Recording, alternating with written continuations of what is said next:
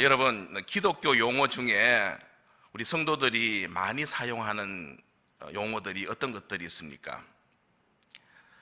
아멘, 샬롬, 할렐루야 이런 단어들을 우리 많이 사용합니다.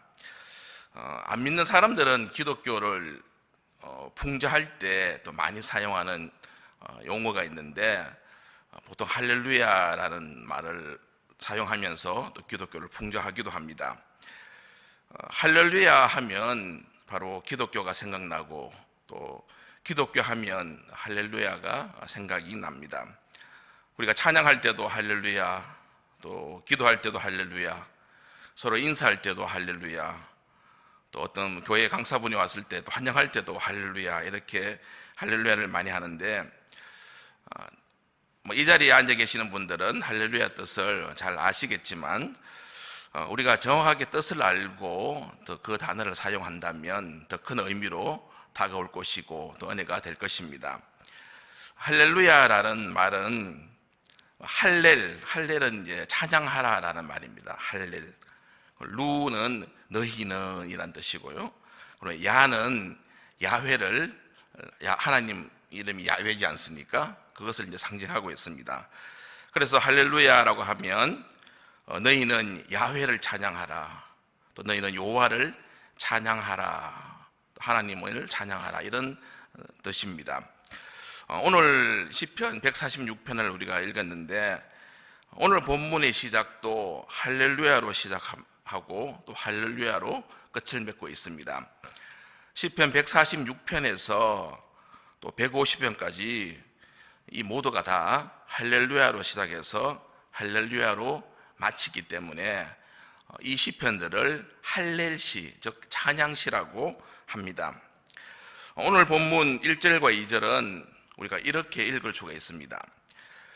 할렐루야, 내 영혼아 할렐루야, 나의 생전에 할렐루야, 나의 평생에 할렐루야. 여호와를 찬양하라라는 말이 바로 할렐루야이기 때문에 그 단어를 할렐루야로 바꾸면 이렇게 되는 것입니다. 그러면 할렐루야라는 말이 도대체 몇 번째 나옵니까? 몇 번 나옵니까? 할렐루야, 내 영혼아 할렐루야, 내 생전에 할렐루야, 나의 평생에 할렐루야. 이렇게 주님을 평생 찬양하는 여러분들의 삶이 되길 기도합니다. 우리가 이 땅을 살아가고 있는데 의미 있는 인생이 되어야 하지 않겠습니까? 의미 있는 삶을 살기 위해서는 찬양하는 삶을 살아야 합니다.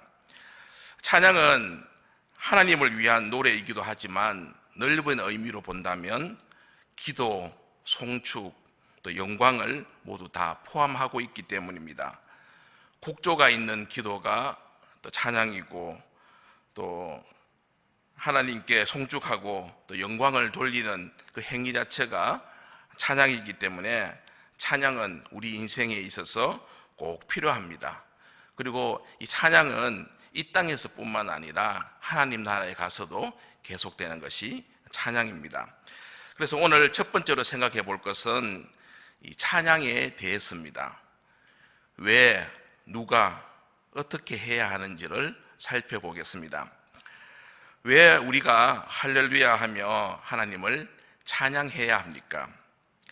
첫 번째로는 예수 그리스도가 죽음을 이기시고 또 부활하사 영원히 우리를 다스리시는 왕이시기 때문입니다.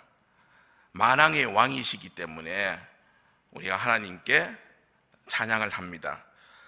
우리는 이렇게 고백합니다. 예수 우리 왕이여, 이렇게 찬양을 하면서 나의 왕임을 고백하고 있지 않습니까? 백성은 누구를 찬양해야 하겠습니까? 바로 자기가 속한 나라의 왕을 찬양해야 합니다. 우리는 누구들입니까? 우리는 하나님 나라의 백성들입니다. 바로 그분의 백성이기 때문에 만왕의 왕이신 하나님께 찬양해야 하는 것입니다.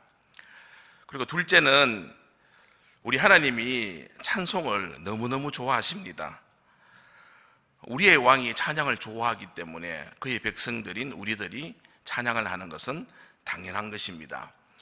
시편 22편 3절에 이스라엘의 찬송 중에 계시는 주여, 주는 거룩하시니이다 라고 했는데, 주님은 찬송이 있는 곳에 계십니다. 그런데 이 말을 또 반대로 생각해 보면 찬송이 없는 곳에는 안 계신다는 말과 같습니다. 그래서 우리 주님께서는 항상 찬양이 있는 곳에 계시지 찬양이 없는 곳에 계시지 않습니다. 이사야 43장 21절 말씀에 이 백성은 내가 나를 위하여 지었나니 나를 찬송하게 하려 함이니라 라고 했습니다. 인간을 지으신 목적을 분명하게 하나님께서 말씀하고 있습니다. 바로 하나님을 자신을 찬양하도록 하기 위해서 우리 사람들을 창조했다, 지었다라고 창조의 목적을 분명하게 말씀하고 있는 것입니다. 우리 하나님께서는 찬송을 좋아하십니다. 그래서 우리는 하나님께서 좋아하시는 것을 우리도 당연히 좋아해야 하는 것입니다. 그렇게 본다면 이 할렐루야는 아무나 하는 것이 아닙니다. 아무나 찬양하는 것이 아닌 것입니다. 그러면 누가 찬양을 합니까? 첫 번째로는 예수 그리스도의 왕되심을 믿고 고백하는 자가 찬양합니다.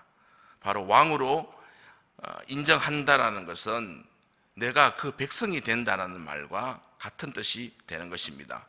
백성이 그 왕을 위해서 찬양하는 것이지 다른 나라 백성들이 다른 나라 왕을 찬양하지는 않지 않습니까?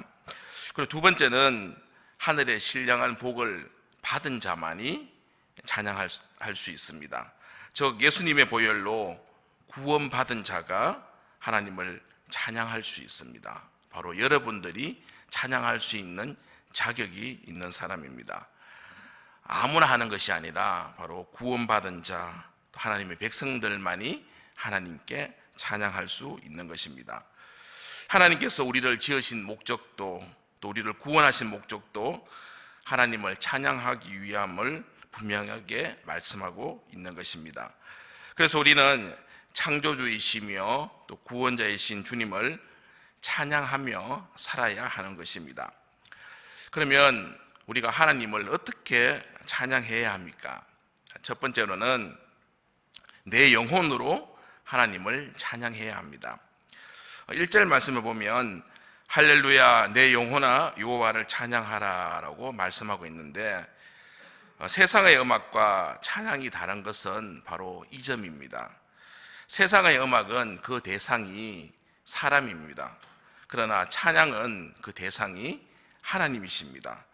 대상이 하나님이시기 때문에 우리 입술로 부르는 것이 아니라 우리의 영혼으로 찬양을 해야 하는 것입니다. 그래서 찬송은 영혼의 노래이자 신령한 노래이고 또 진정성이 나타나는 찬송이 되는 것입니다. 그러므로 우리가 찬양을 하면 하나님이 영광을 받으시고 또 그 찬송 때문에 많은 변화가 일어납니다. 찬양을 통해서 주께 돌아오는 영혼들이 너무나 많이 있습니다. 우리가 찬송을 부를 때 은혜를 받지 않습니까? 찬양을 통해서 은혜 받는 영혼 많이 나옵니다. 바로 찬양은 입술로 하는 것이 아니라 영혼으로 하기 때문에 하나님께서 은혜를 주시고 또 그 은혜를 받고 결단하는 것입니다. 바로 내 영혼으로 하는 것이 찬양이기 때문에 여러분들도 온 마음으로 영혼으로 찬양하는 여러분들이 되십시오. 우리가 텔레비전을 통해서 북한의 아이들이 김일성, 김정일 그 부자들을 위해서 찬양하고 또 노래하는 것을 우리가 많이 봤을 것입니다. 그 어린 아이들이 눈물을 흘리면서 노래하는 모습을 봤을 때 어떻게 하면 저럴 수가 있을까? 참 우리가 이해하기 힘든 부분들이 많습니다. 사람에게도 저렇게 세뇌 교육을 시키고 또 노래를 가르치면 저렇게 감동적으로 감격적으로 노래하는데 오늘 나는 살아계신 하나님을 찬양하는 데 있어서 얼마만큼 기쁨으로 영혼으로 찬양을 하고 있는가 한번 자기 자신에게 그 물음을 던져봐야 할 것 같습니다. 나를 구원하신 예수님을 찬양하는데 진심으로 감동적으로 우리 찬양을 해야 되지 않겠습니까? 바로 여러분들은 영혼으로 하나님을 찬양하고 하나님께서 기뻐 받으시는 찬양을 하는 그런 백성들이 되시길 바라겠습니다.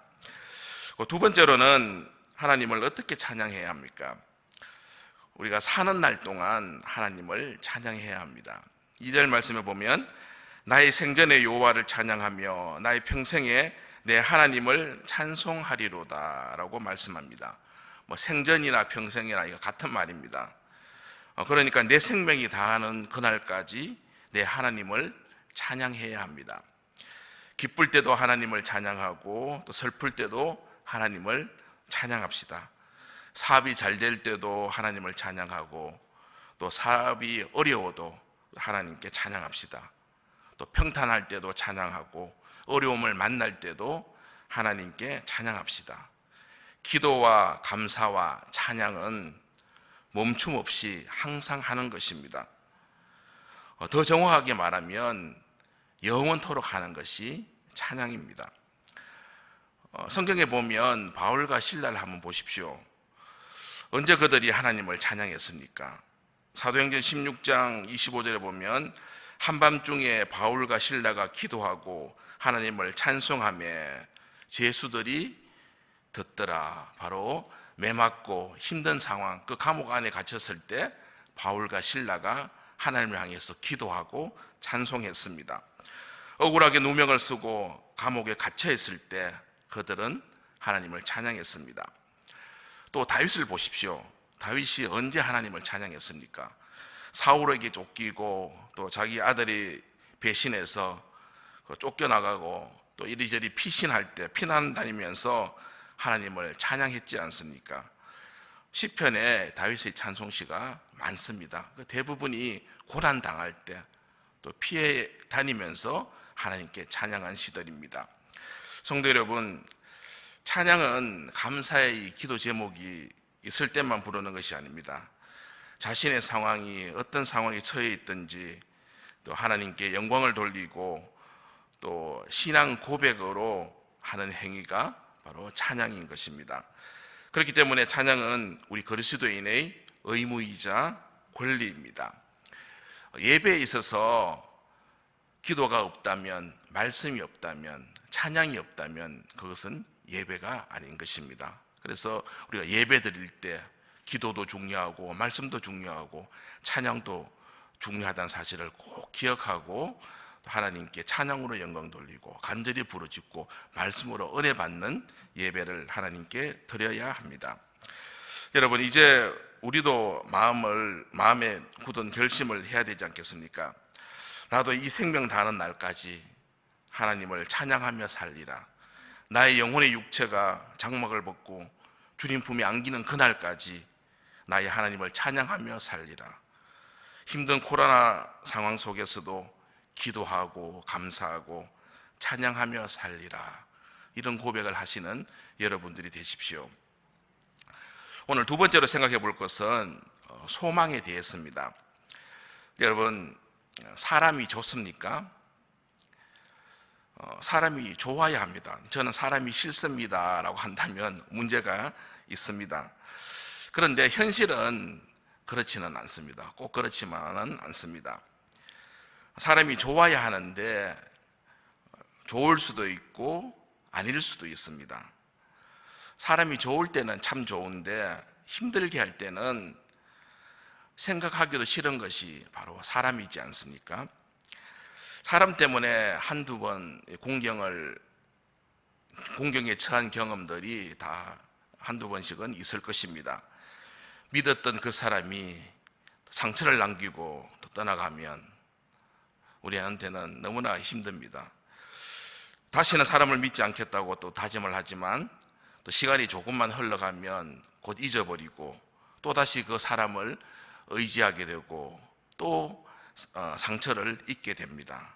계속해서 되풀이하고 있습니다. 왜 이렇게 같은 것을 되풀이합니까? 우리 사람이란 존재는 너무나 약하기 때문입니다.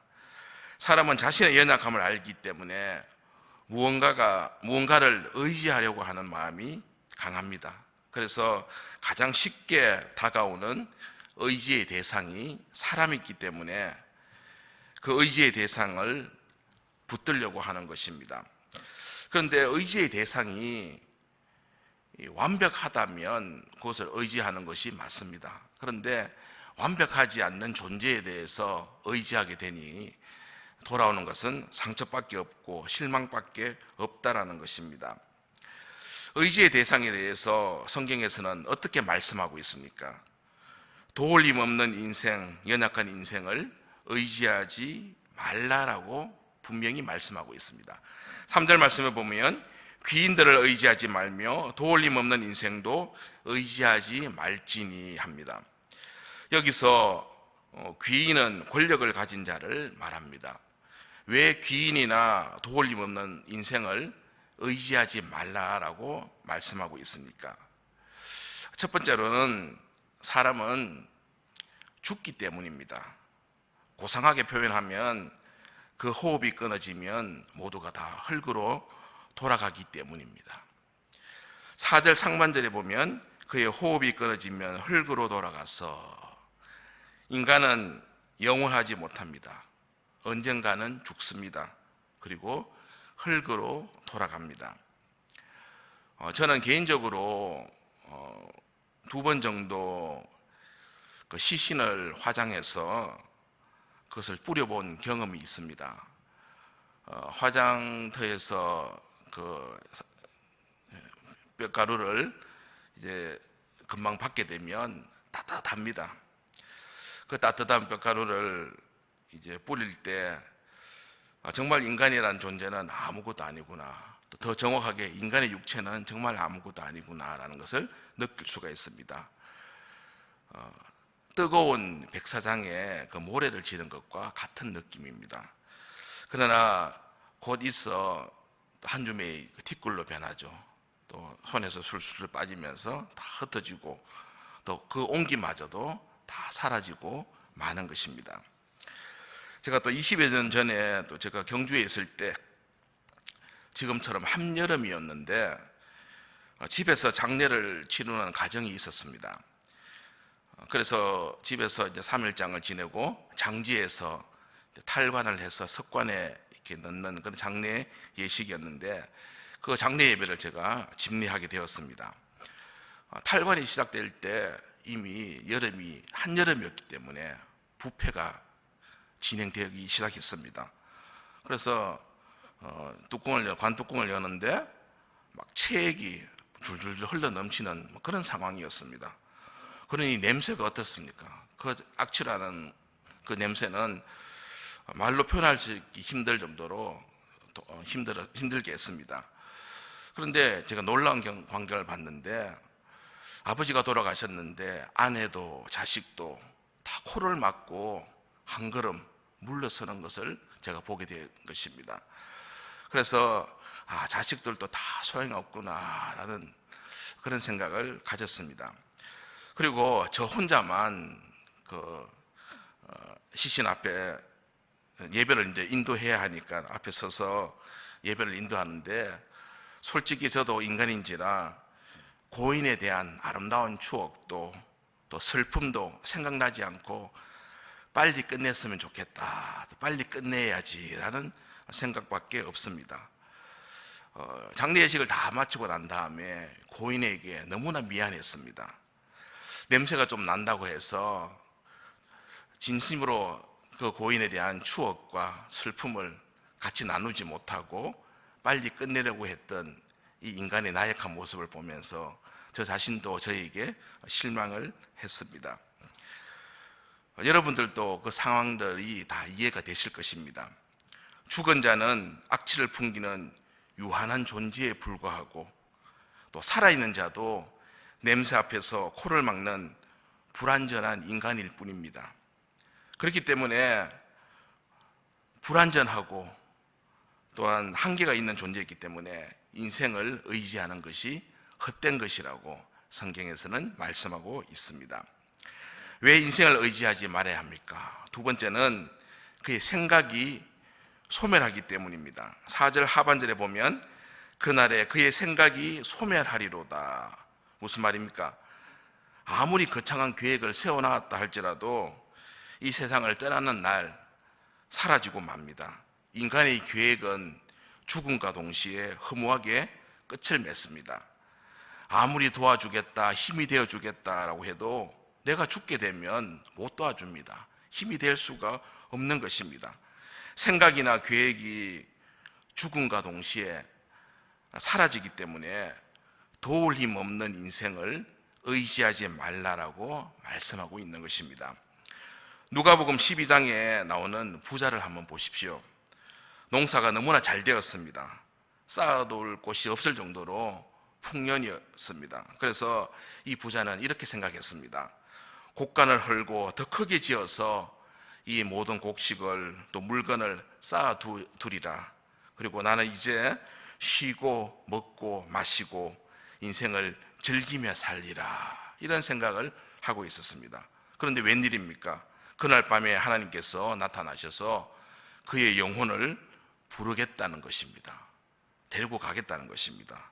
지금까지 세워놨던 계획들이 다 수포로 돌아가는 것입니다. 잠언 16장 9절 말씀입니다. 사람이 마음으로 자기의 길을 계획할지라도 그의 걸음을 인도하시는 이는 여호와시니라. 하나님께서 이루어 주셔야지 되는 것이지 내가 하려고 하면 되는 것은 아무것도 없습니다. 우리가 살면서 다 경험했지 않습니까? 내가 아무리 많은 계획을 짜놓았다 할지라도 하나님께서 허락할 때만 가능한 것이지 허락하지 않으면 이런저런 모습으로 그 계획이 다 무산되는 것을 많이 경험했을 것입니다. 왜 인생을 의지하지 말아야 합니까? 세 번째는 사람은 잘 변하기 때문입니다. 조석병계라는 말이 있습니다. 인간의 생각은 아침과 저녁이 다릅니다. 아침 저녁으로 변하는 것이 우리 인간의 마음입니다. 그러므로 사람을 의지하지 마십시오. 변하는 인간을 믿었다가 돌아오는 것은 고통뿐이요 또 실망뿐입니다. 인간이란 믿고 의지할 존재가 아니라 용서해주고 사랑해 주어야 할 존재라는 것을 꼭 기억하십시오. 이 말씀은 담임 목사님의 말씀입니다.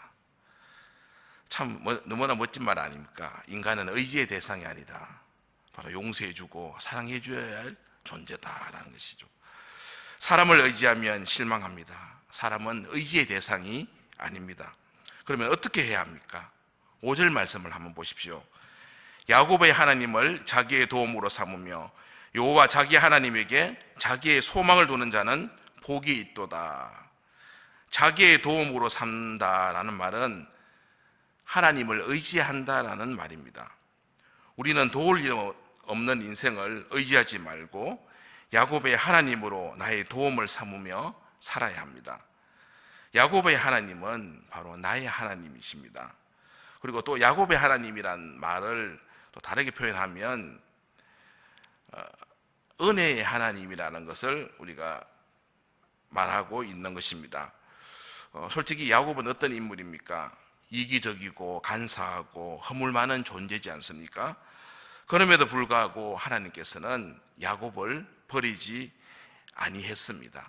야곱을 버리지 아니했듯이 하나님께서 우리도 버리지 아니하시고 끝까지 사랑하시기 때문에 바로 야곱의 하나님으로 고백한다는 것은 은혜의 하나님으로 고백하는 말과 같은 것입니다. 그래서 마침내 우리가 하나님 없이 못 사는 사람으로 하나님께서는 우리를 만들고 세워 주십니다. 여러분, 제가 보기에는 지금 이 자리에 앉아 계시는 여러분들 모두가 다 성품이 온화하시고 또 좋으신데 나 개인적으로는 이렇게 생각하는 분들도 있으리라 생각합니다. 어떤 생각을 하냐 하면 나는 왜 이렇게 간사하고 욕심이 많을까? 나는 왜 이렇게 인색하고 나밖에 모를까? 속으로 이런 생각 하실 수도 있겠죠. 내 안에 있는 못된 성품 때문에 또 그렇게 생각이 되어진다면 너무 실망하거나 낙심하지 마십시오. 그럼에도 불구하고 하나님께서는 변함없이 여러분들을 사랑하고 있습니다. 내 안에 욕심이 많이 있다 할지라도 나밖에 모르는 인색함을 갖고 있다 할지라도 하나님께서는 여전히 나를 들어 세워주시고 하나님의 귀한 도구로 삼아주신다는 사실을 꼭 기억하십시오.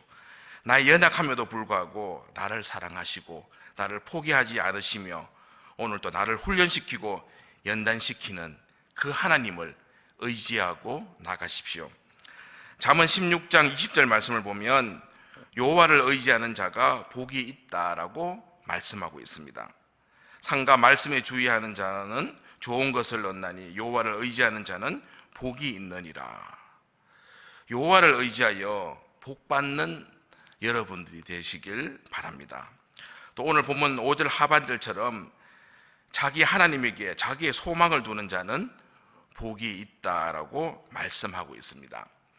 하나님께 소망을 둔다라는 말은 어떤 말이냐면 하나님을 바라보라라는 말입니다. 바로 하나님께 소망이 있습니다. 하나님을 바라봅니다. 그런 뜻인데, 그렇다면 5절 말씀을 또 표현을 조금 바꿔서 읽어보면 야곱의 하나님이 은혜의 하나님이라고 제가 말씀드렸듯이 바로 은혜의 하나님을 의지하고 바라볼 때 복이 있다라는 말로 우리가 바꿔서 표현할 수 있습니다.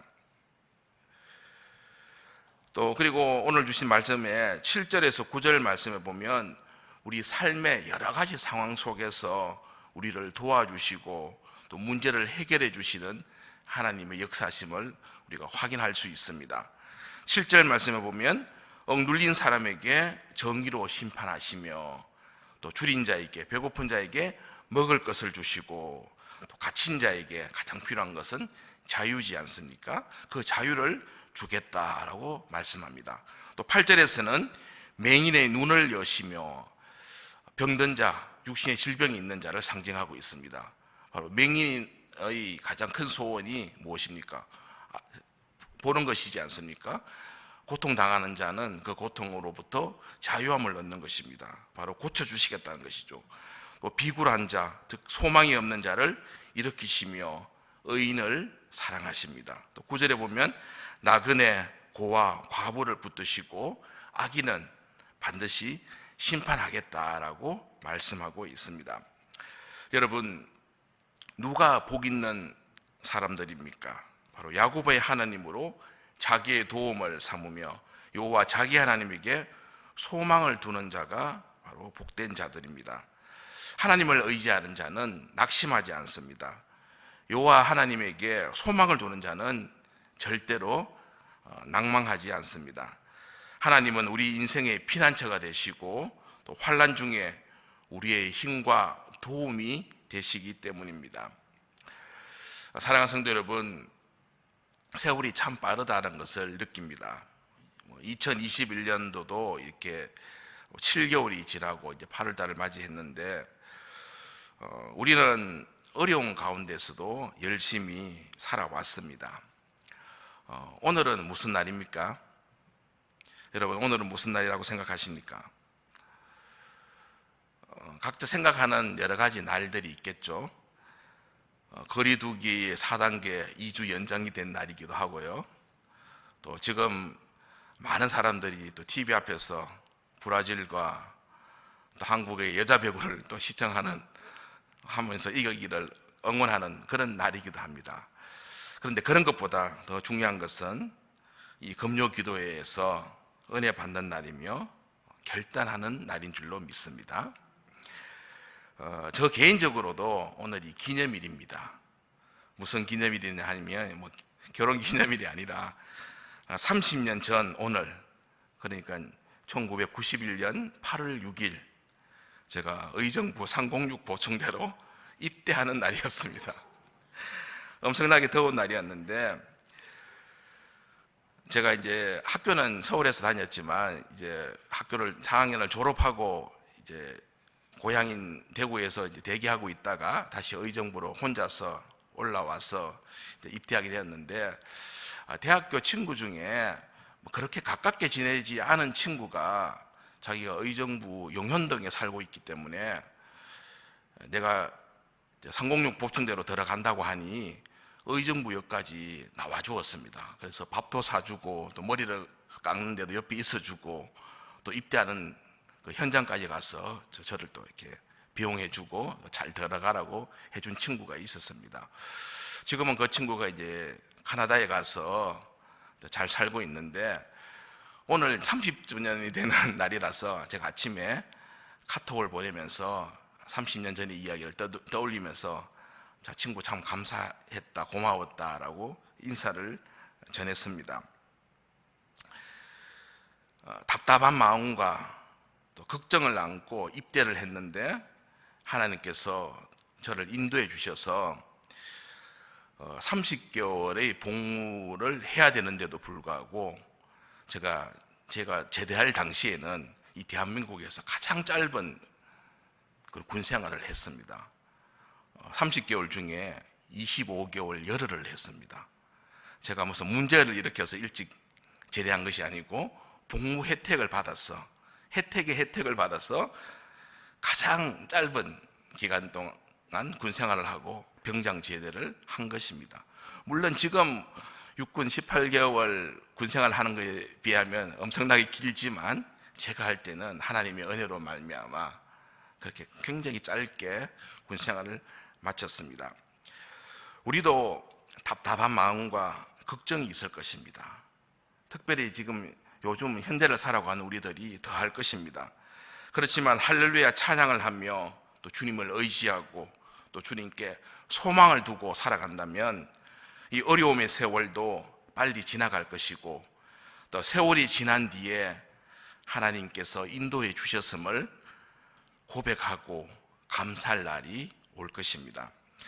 여러분, 인생에 어려움이 없을 수는 없습니다. 그러나 하나님께 모든 것을 맡기고 하나님만을 바라보며 나아간다면 하나님께서는 우리의 모든 문제를 해결해 주시고 또 우리의 삶을 인도하여 주실 줄로 믿습니다. 우리를 영원히 다스리시고 대대로 통치하시는 나의 왕이신 하나님을 믿고 나아가는 하나님의 귀한 백성들 되길 간절히 기원합니다. 기도하겠습니다. 하나님 아버지, 어려운 가운데서도 기도와 감사와 찬양이 멈추지 말게 하옵소서. 내 영혼으로 찬양하며 평생 찬양하여 찬양 중에 계시는 아버지께 영광을 돌리게 하옵소서.